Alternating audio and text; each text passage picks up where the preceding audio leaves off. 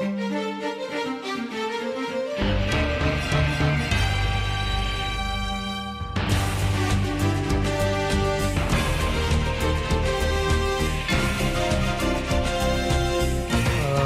have Deep Kamal Singh.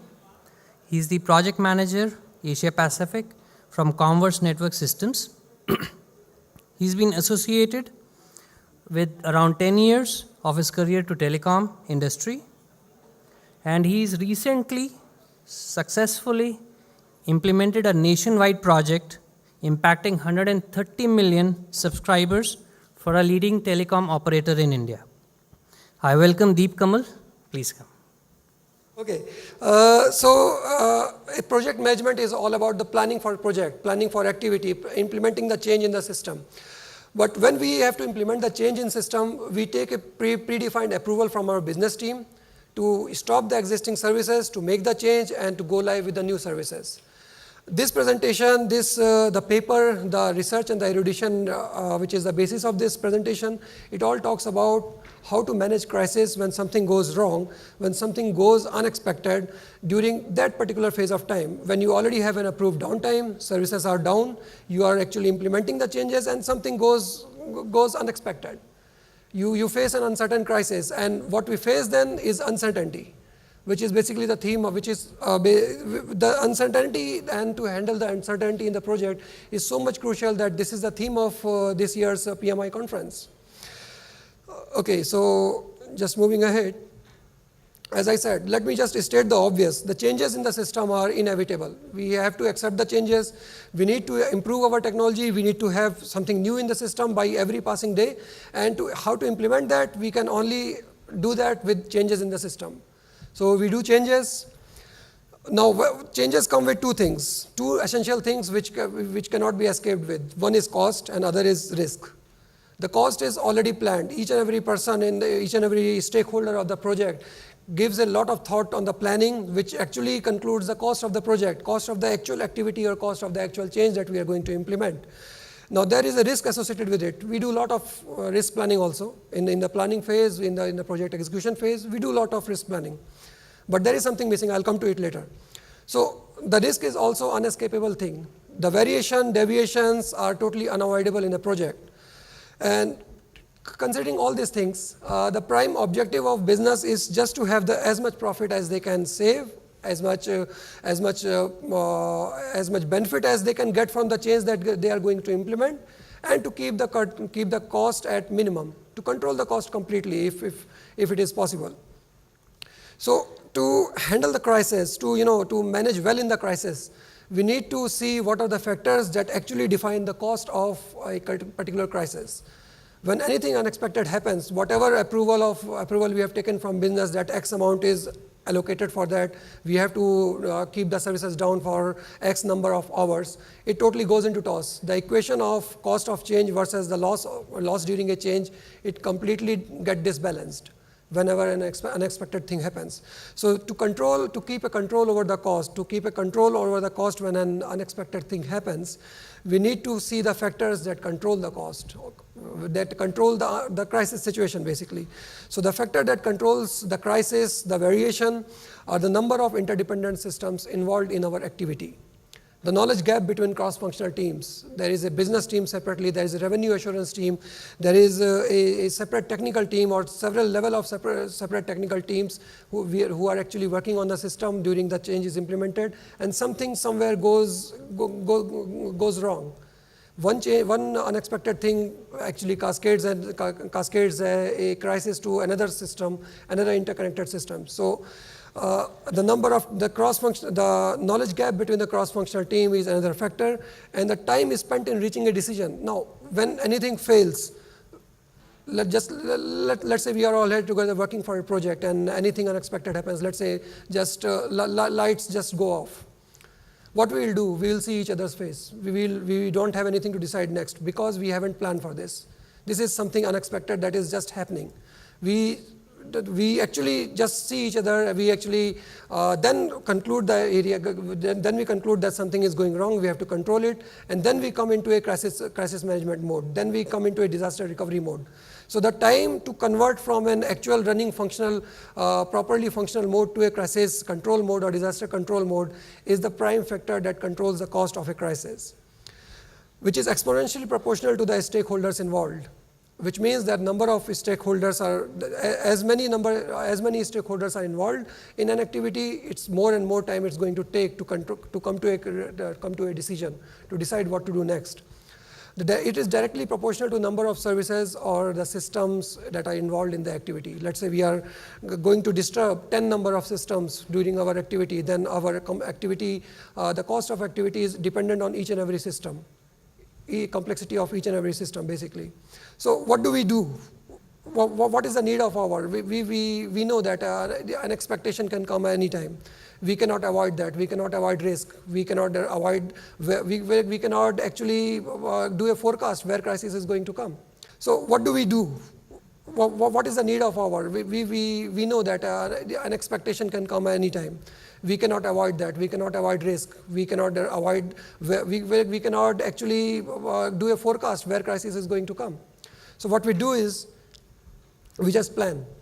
We plan our activity, we plan the steps of activity, we get approval from business team, but we are not looking at the unexpected crisis part of our activity basically.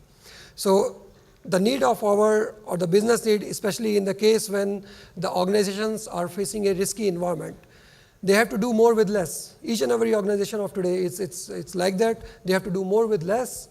Tight economic climates are there. We always have a budget constraint. We always have a crisis. The expanding global opportunities are there. The expanding global priorities are there, and the necessity to enable innovation. How to control the cost of unexpected thing? How to control the cost of crisis, especially when these kind of things are happening. We have to devise a strategic approach. So this is how we devise a strategic approach. We actually distribute our activity in two parts. One is the planning part and other one is the execution part. In the planning part, first we identify all the services that we are going to affect. In any change, if we are going to implement a change which is going to affect, let's say, 6 or 7 services, then those we need to identify first in the first hand. We need to identify revenue of each services. What is the revenue potential of each service? What in returns they give by every passing minute or by every passing hour? In peak hour, in non-peak hour, this is all we need to understand. And then we need to define a threshold. What is the acceptable limit of variation? If some service is giving X amount of revenue in a particular time, then what is the acceptable time duration, or what is the acceptable revenue limit that can be accepted under the crisis situation? And final point in the planning phase, which is very, very important, which is the core point of this presentation, is to form a crisis management team. Now you will say, this we already do. We have a disaster management team. They understand when things go wrong, and they swung into action and they control the crisis. This I want to state it very clearly, that the crisis management team is completely different from disaster management team. Disaster management team is a technical team. If there are 10 technical systems involved in your activity, then there could be 10 disaster management teams, each for every system. But a crisis management team is more closer to the business objective. It's more closer to evaluate the profit and loss associated with each and every activity. They are not biased with any technical team. They are not biased with any technical system or any services which we are going to change. So these are the 4 steps that we have to take in the planning. And then we come into execution part. When we are actually making the change, when we have the downtime approved from business, we have the go-ahead that, okay, turn the system off, make the changes, switch on the system after X amount of time. What we need to do when something unexpected happens during that time? You already have approval for X hours or X amount of revenue. What to do when you see that this X is going to be X plus Y? What to do there in that scenario? We need to identify all the services that are getting impacted, that you know that they are not functioning properly after you have implemented the change. You have to have common understanding on that. You have to estimate outage and calculate revenue of each and every services. See the correlation between the planning phase and the execution phase. You have to identify all the services. You have to identify all the impacted services which are not working fine during your activity. You have to identify revenue of each services so that you have complete calculation of all the services and all the revenue that they are making at any given time. And then during the outage situation or during the crisis situation, you need to evaluate how much revenue you are losing by every passing minute for each and every services. Based upon these functional data, based upon these particular data, you have to consolidate your options. You have to present in a tabulated, in an understandable manner in front of business team, like this is what we have now. We are having a situation. This is how and what of the situation. And then you need to decide only 3 options for any crisis. Any crisis, whenever you face in a system, there are only 3 things you can do. You can either go live, you can either delay, or you can either fall back. By delay, I mean whatever is happening, you're just waiting for technical teams to make it functional, make it work again very fine, and you are just waiting. The business team, the crisis management team, the complete system is just waiting for one particular or more than one particular team to do their task, recover the system from the crisis, and then start their operation, which is essentially adding the Y factor, X plus Y factor in the approved downtime, in the improved revenue loss. Go live, which means that whatever is not working, just leave it behind and go ahead with whatever the services which are actually working fine. The fallback means the completely forget about the activity. Whatever changes you have implemented, just roll it back, make it functional as it was before. And this means that whatever time you have implemented so far, it's going for a loss. Whatever time, whatever man hours, whatever budget you have invested in this project or in this particular activity, this is all going into a loss. So these are the prime basic factors that's how we can control the cost of a crisis. In coming slides, I will be explaining you in more details like how to implement this in a telecom-oriented environment or in a service-oriented environment. Can I know how many of you are from telecom sector?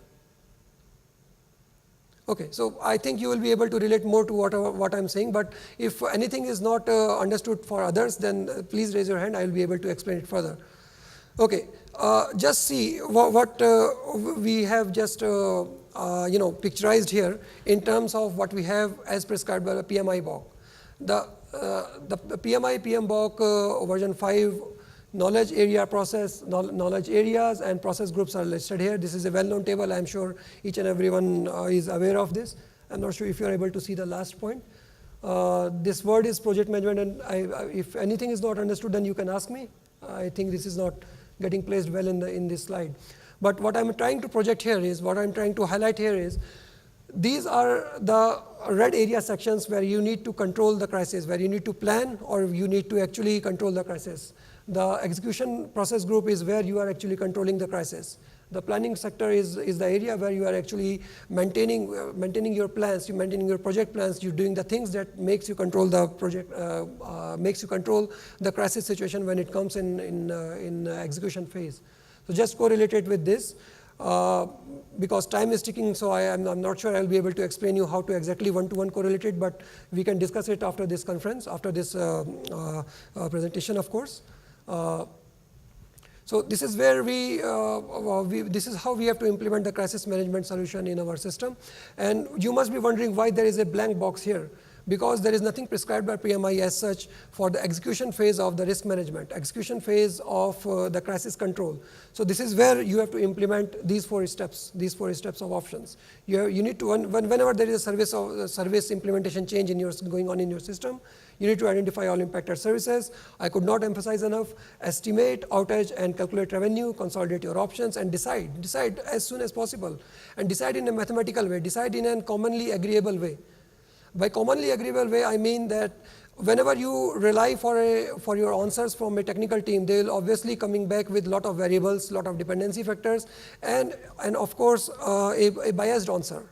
If there are 10 teams involved in an activity and out of them particular service or particular work function of one team is not working fine, then that team will of course advocate for delaying the activity. The other teams will say that, okay, boss, we are working fine, let's go live.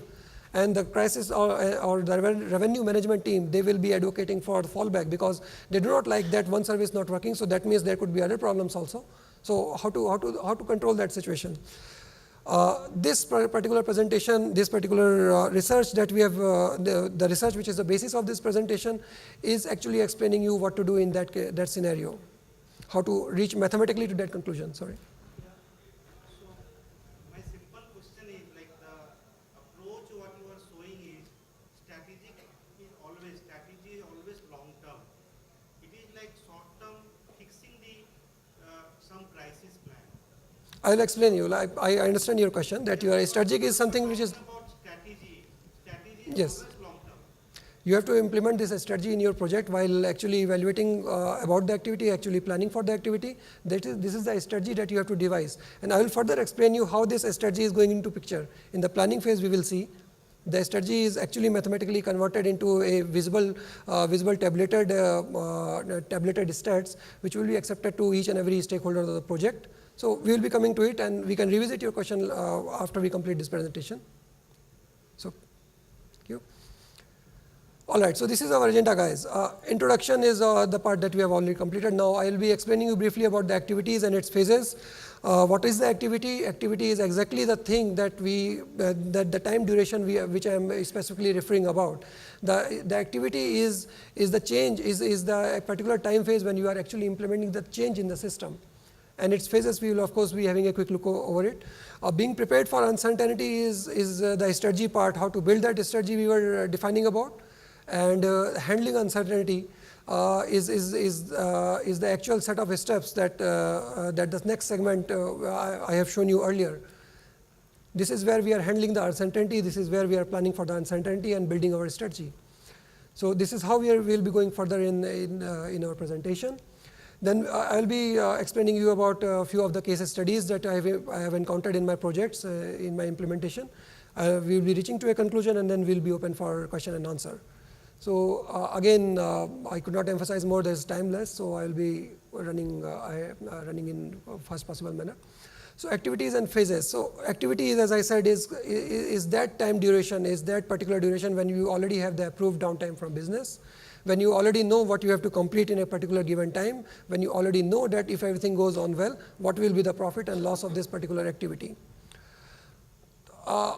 When uncertainty occurs in particular activity, then controlling the uncertainty totally depends upon the complexity of that activity. I will explain it further in coming slides. But complexity assessment is the first step to be prepared for uncertainty. So you need to understand the complexity of your activity. You have to have concise definition of decision makers for each and every stage of your activity, which means that an activity can contain of many milestones. First you are making a change, and then after that you are making another change. So every part of that is actually a milestone for your specific duration amount of time. It's a milestone for your project, for your activity night or activity duration. So you need to have a concise definition of decision makers for each and every stage, so that you will know who to look into when something fails at particular milestone. Then knowing phase of the activity is the basic step to understand like how you will control the uncertainty in your activity. There are three phases of any activity. One is preparation, execution, operation. Much like a complete project, activity is a smaller project, a very small part of project when you are actually implementing the change in the system. So it also has a three phase: preparation, execution, and operation. This is how the complexity of activity varies when you increase or decrease the number of stakeholders or number of the systems you are going to disturb. So as mathematical as it looks, it simply means that you have to keep the stakeholders minimum. You have to distribute your activity in such a way that under a single downtime, under a single planned outage, you disturb as less as you can. You disturb systems with you disturb only those systems which are required. You do not touch the systems which can be planned in a different segregated manner.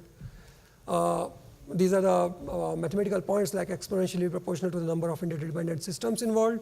It's directly proportional to the number of the cross-functional team. The blue line that we are seeing is the directly proportional. The exponential line is what we are seeing is showing the increase of complexity when number of systems are increasing. All right, so You see, this is a very detailed slide. I will not be able to go to each and every point in detail here, but the bottom line I'm trying to make is anywhere when failure happens, anywhere in our activity at any phase, whether it be planning phase, execution phase, or operation phase, if failure happens, it is totally sabotaging to the business. It can create any kind of losses, as we can see. These are the losses that business can face when any unexpected thing happens. All right. So, how to be prepared for uncertainty? How to make ourselves ready? Like we know, like uncertainty can come in the system. Anything can fail anywhere. So, how to be prepared for that? This is where we are talking about the planning phase. What we do presently. We plan each and activity. We plan each and every part of activity. There are several technical teams involved in the activity. They prepare their execution plan. It gets approved at several channels, and it gets approved by business. Like, okay, this much downtime is allocated. This much revenue loss we have to digest. We have to gobble up. We have to just accept it because it's the cost of change, and everything goes on fine if it goes on as per the plan, as per the execution plan that technical teams have prepared. So every step of the activity is executed, monitored, and controlled if everything goes as per plan. But what happens when something doesn't work well? We have implemented the change. We are all hopeful, but when we switch on the system, something fails. Some red light goes on. Some amber light blows on. Then what we do? How we can control that? This is the shortcoming in present day approach. We do not think about it. So how to plan for uncertainty? How to plan for something that cannot be planned for, or that cannot be forecasted, that cannot be, it can be only looked into the hindsight that, okay, we could have done. So how to do that? Identify all the system and services that are involved in your activity. Evaluation of revenue earnings of each services. You should have a clear understanding of that, clear tabulation of that. You have to form a crisis management team. This is very important point. A crisis management team is the actual team which will swing into action when anything fails in between. This team will be responsible to present all the data in front of decision makers. This team will not have any technical members from any technical team, because technical members, as I said earlier, will be only giving you back the biased answers with a lot of variables and a lot of dependency factors. And we should have a unanimous view of all project managers, activity owners, team leads, and business teams over the revenue potential of each services. In the planning phase only, we have to get each and everything approved. Each and everything approved from all the project managers, activity owners, and team leads, and business teams. They should have acceptance on this. Because during execution, if anything fails, each and everyone will have the same view of the loss that they are facing by every minute. And other factors that are impacting the business loss or business profit associated with each activity, all business project managers, activity owners, and team leads should have a common view on this. It should be documented. It should be documented in a tabulated manner. It should be documented in such a way that it is understood to each and everyone, whether it be technical or non-technical, whether business or whether the actual technical team. So how to prepare the service impact matrix? This is the key part. This is the key tabulated document that should be there when we are actually planning for the activity. The service impact matrix is actually essentially a single reference or document, a single document of reference to assess impact of business during outage. So let me be clear here. This is what we are doing in the planning phase. We are not having any outage. We are not facing any downtime situation, but we know what we are going to change in the system. So based on that, we are making a listing of the numerical figures, the data which will be substantial when any crisis happens. List all the services which are going to be affected due to the planned activity, as we've seen in earlier slides. Include the subscriber base, user base, or consumer base. It could be like that there are 10 services, but each service is used by a different set of subscriber base. A service is used by 100 subscribers, but the other service is used by 1,000 subscribers. Even if the revenue potential of other services is low, because of their subscriber base, because of their subscriber count, that service becomes more critical. So to have a common understanding or common view, we need to list this as well in our service impact matrix. Include time-based distribution of revenue earnings of each service. I have an example in next slide which will help you explain what I'm trying to say here. But essentially, each and every services will have a different revenue potential by every passing hour or every passing minute. We need to account for that. So the service impact metrics must be finalized, reviewed, and approved by all stakeholders because it saves time during crisis. It saves time during a crisis when something is failing and you need to have a common understanding on this. Prevents lengthy review and approval process because each and everything is already approved. Okay, this is the revenue potential of these services. So if there are two services which we have options to go ahead with, we can either go with service A or service B. So we know like which service to go ahead, only the service which will give the more profit to business. This is an example of service impact metrics. Once again, I'm sorry, this is totally related to telecom operations, telecom industry. So I will simply try to explain you to in different terms. See, this is the complete service, the telephone operations. The telephone operation have voice calls, which are local calls or cross-network calls or STD calls. There are separate kind of services associated with particular telecom operations like e-top-up, USSD services, subscriber info, subscriber management, etc. This is all listed here, and the subscriber base is also listed here. Okay, for a operator to have 14.34 million of subscriber base, that means there are 1 crore 43 lakh subscriber in their circle. The voice calls service usage will be 14.34. There could be different service usage of each and every service. This is what is listed here. The column that you are seeing as H01, H02, H03, etc. are the hourly differentiation, hourly count of revenue potential of each services. Then there are indirect cost to business when any services goes wrong. Let's say if you are not able to send SMS, you immediately call the customer care services. The customer care is actually a cost center for operator or any business for that matters. The customer care services, the dependent services impact, the customer satisfaction impact. If your customer is not actually happy with your services, the customer will move on to other service provider. It's not just a case with the telecom system. It's a case with each and every system, each and every service we have in our hand. So you need to have, the bottom line I want to draw here is, you need to have a common understanding among all the stakeholders, like which service is, what is the potential of each and every services that are involved in your activity.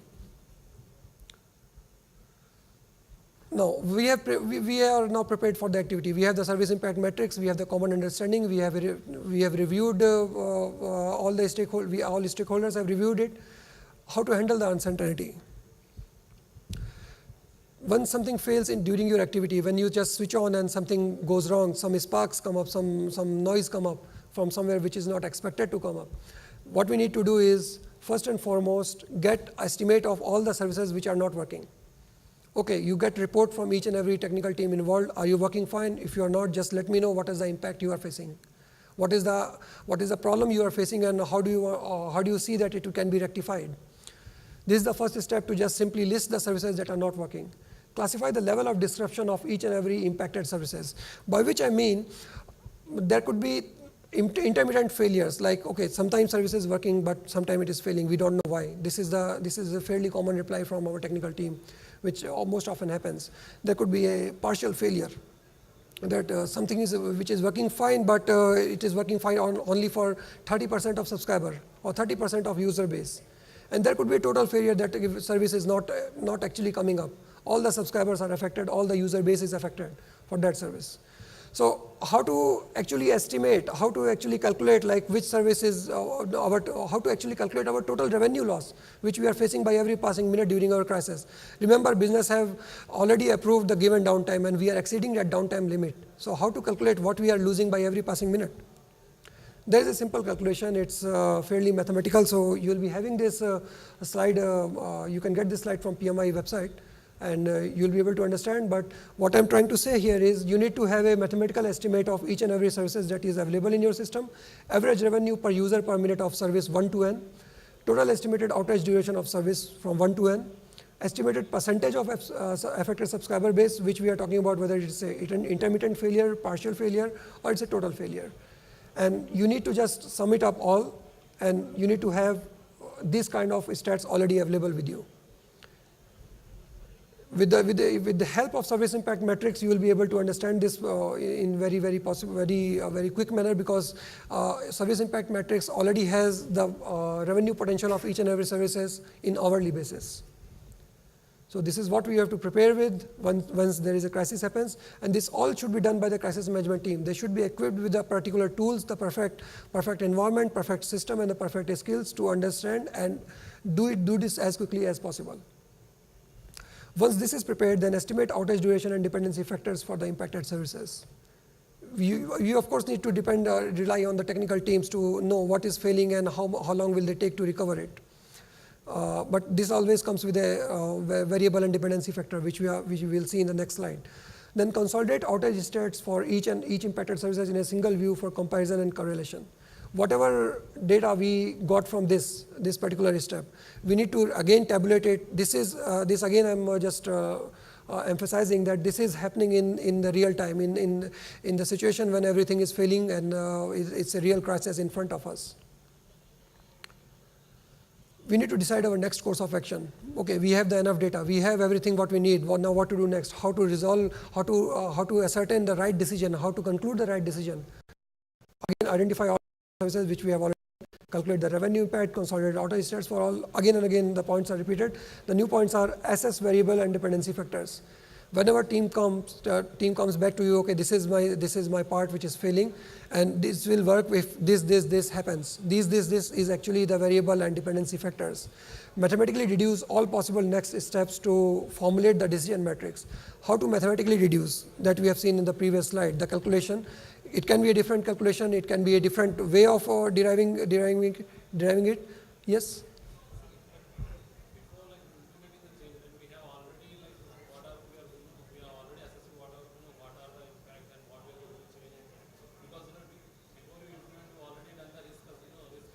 We have done, absolutely.